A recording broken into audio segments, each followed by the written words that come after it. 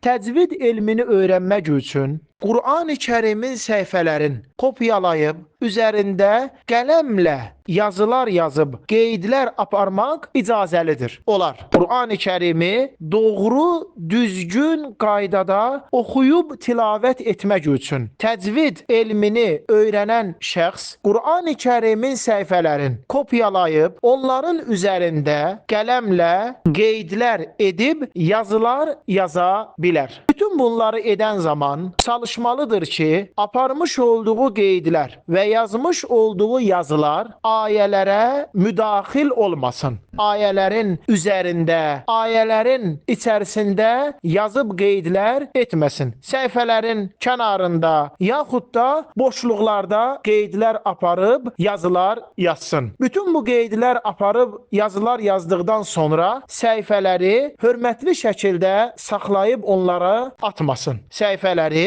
hörmətli şəkildə saxlasın, ehtiram göstərərək, amma atıb tullamasın.